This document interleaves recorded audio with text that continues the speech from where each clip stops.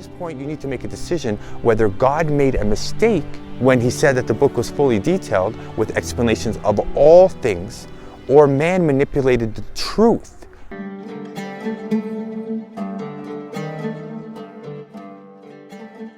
In this video, I want to talk about Salat and the positioning of Salat compared to what God says and what man says. Today, modern stream or traditional Muslims claim that we have to pray 5 times a day.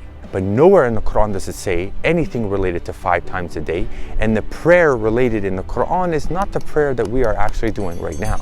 So Muslims claim that there's a value in the Quran related to a specific rule or order. We know that the Quran is sent down with truth, meaning we have to refer to the Quran for truth. In Surah Al-Ma'idah, chapter 5, verse 48, it says, "We have sent down to you a book with truth." Now, if you want to get truth, it's probably a good idea to open the book. It also says that the book is to get us out of the darkness and into the light. So Surah Ibrahim, chapter 14, verse 1, "The book which we have revealed to you, that you might bring mankind out of the darkness into the light." We also know that this book that we don't pay too much attention to is for guidance and for mercy. In Surah Yusuf, chapter 12, verse 111, it says, "This book is not a fabricated hadith. It is an authentication of what came prior to it, a book of guidance and mercy." So we're looking at all these references from God telling us what this book is. Are we really paying attention to what he's saying? In Surah Sad, chapter 38, verse 29, it also says, "This is a blessed book, which we have revealed to you, O Prophet, that you might reflect upon the verses." The real question here is, do you really think that God is going to send down a book that is full of truth, full of guidance, that's going to take you out of the darkness and into the light? And forgetting one of the so-called most important practices of Islam today, or traditional Islam today, which is the 5 daily prayer. If the book is sent down for all these things, why did God leave out one of the most important fundamental things that we are now doing? God has sent down a book to make things easy for us, but we seem to make them hard. Chapter 54, verse 17, "And we have certainly made the Quran easy to remember." But we don't take guidance, no mercy, no truth. Instead, we read books that are man-made, that God tells us not to read, that we have inherited from our forefathers, and we put so much trust into them, no different than we put trust into the system, into the government. But this is different. If you buy a desk from Walmart in a box that comes with a manual, the manual states everything that you need to assemble the box properly. It comes from the manufacturer and it's telling you what to do. Could you imagine this box from the manufacturer giving us all the steps necessary to put the desk together, but leaving out the most important step so that the desk cannot be made? Same thing is happening with this book. It's a book of truth. It's a book of guidance. There is no mention of Salat in the Quran the way we are claiming Salat is mentioned. So this leaves people confused and dependent on hundreds and thousands of other opinions of other Muslims when we can go to the truth. God sent down a book not so man can explain it. He made it easy for you. You do your due diligence. Don't put your faith into other men, because men are opinionated. So now it leaves us with different versions of the religion. And that's why we have Hanbalis and Shafi'is and Malik. Like, there's so many different sects. It's either God is wrong, or the entire concept of prayer that we have adopted and inherited from our forefathers is wrong. So you pick which one you want. Now we have all these different types of sects that are fighting and killing each other and claiming that they have the right secret manual to how to put this desk together, or how to pray like this or like that, or like pray with a rock, or pray. And they're fighting over inheritance and in fighting over which one was right and which one was wrong. The scripture is very clear.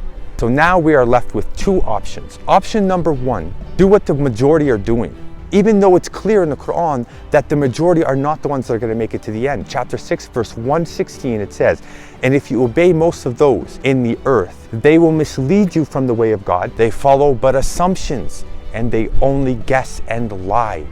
Option number 2, knowing that life will come to an end. God has warned us in a divine book with specific rules to follow him, and he is the lawmaker, and no one else but him. Shall I seek other than God as a lawmaker when it is he who has sent down the book fully detailed? I mean, the book is fully detailed for us to reference. That's it. It's the truth. But we have been misled, misguided, and it does not take much resistance because the humans are born weak. Chapter 4, verse 28.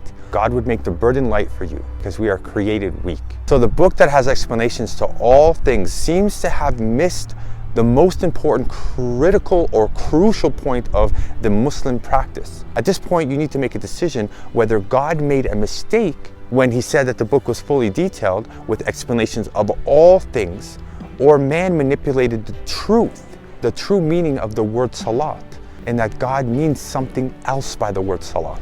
Salat was mentioned 83 times in the Quran as a noun. And as a root word, sad lam wow, it's mentioned 93 times, with a total of 182 times mentioned. So whatever the meaning we prescribe to salat should fit perfectly, unanimously throughout the 182 times it's mentioned. The non-religious dictionary meaning of the word salat means to follow closely. This reference is accepted by the traditional Muslims. So during a horse race, the first horse or the leader horse is Sadiq, and the second horse is called the Musalli, the follower or the following. When we try to use this meaning with every single time the Salat is mentioned, we find that it fits comfortably with no issues. So we see in Surah 75, verse 31 to 32, in Arabic it says, فَلَا صَدَّقْ وَلَا صَلَّى. In English that translates to, for he did not speak the truth, nor did he salah. The verse right after it says, وَلَكِنْ كَذَّبَ وَتَوَلَّى, which means, but instead he lied and turned away. So we see here that the opposite of truth is lie, and the opposite of salat or salah is to turn away. If the opposite of salah is to turn away, then salah means to turn to and follow closely. This meaning fits perfectly in 182 times where salat is mentioned in the Quran. It also fits with the non-Quranic translation and is accepted by Muslims also as follow closely. They do not disagree. But what the traditional Muslim has as a word does not fit comfortably on board with the 182 mentions of salat in the Quran. So they are forced to use salat in multiple ways in different meanings in order to maintain the original assumption of what the word means. Unlike the traditional Muslims that are forced to change the meaning of salat in many verses because we cannot maintain a straight face trying to say that salat means salat. So we have to switch the meaning of it in Surah 9 verse 84, in Surah 9 verse 103, Surah 11 verse 87, Surah 58 verse 13, 35, 18, and it goes on. There's so many different verses. If you like the video, subscribe to my YouTube channel, like my fan page, share the video, give it a thumbs up, and if you don't like it,